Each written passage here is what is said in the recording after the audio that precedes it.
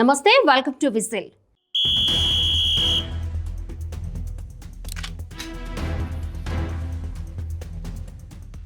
ఏపీలో సరుకు రవాణా నిలిచిపోనుంది. ఇప్పటికే లారీ సమ్మెకు యజమానుల సంఘం అల్టిమేటం జారీ చేసింది. 13 ఏళ్లు దాటిన వాహనాలపై మోపిన ఈ అదనపు భారాన్ని వెంటనే ఉపసంహరించుకోకపోతే ఈ నెల 9వ తేదీ అర్ధరాత్రి నుంచి నిరవధిక నిరసనకు దిగాలని లారీ ఓనర్స్ అసోసియేషన్ నిర్ణయం తీసుకుంది. సమ్మె జరిగితే నిత్యావసరాల నుంచి అన్నిటిపైన ప్రభావం పడే అవకాశం కనిపిస్తోంది. దీంతో రవాణా శాఖ తీసుకునే నిర్ణయం ఇప్పుడు కీలకం కానుంది.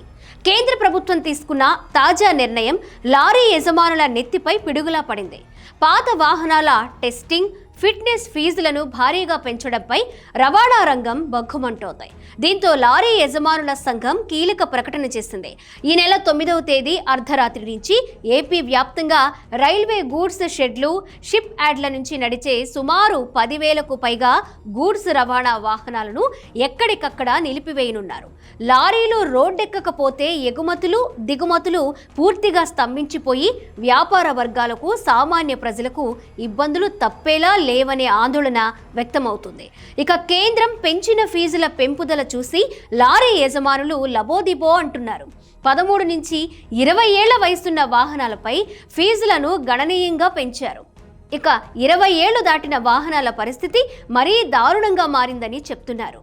ఇప్పటి వరకు 1300 మాత్రమే ఫిట్నెస్ ఫీజుగా చెల్లిస్తుండగా కొత్త నిబంధనల ప్రకారం ఏకంగా 33,000 చెల్లించాల్సి వస్తుంది. డిజిటల్ ధరలు, టోల్ ఛార్జీలు, ఇతర నిర్వహణ ఖర్చులతో ఇప్పటికే నష్టాల్లో ఉన్న తమపై కొత్త ఫీజులు భారంగా మారాయని యజమానులు ఆందోళన వ్యక్తం చేస్తున్నారు. కేంద్రం తెచ్చిన ఈ నిబంధనలను ఏపీలో అమలు చేయకుండా ఆపే అధికారం రాష్ట్ర ప్రభుత్వానికి ఉందని అసోసియేషన్ వాదిస్తోంది.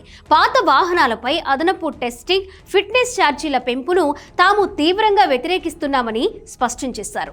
ప్రభుత్వం వెంటనే స్పందించి ఫీజులు తగ్గించేలా నిర్ణయం తీసుకోవాలని కోరారు.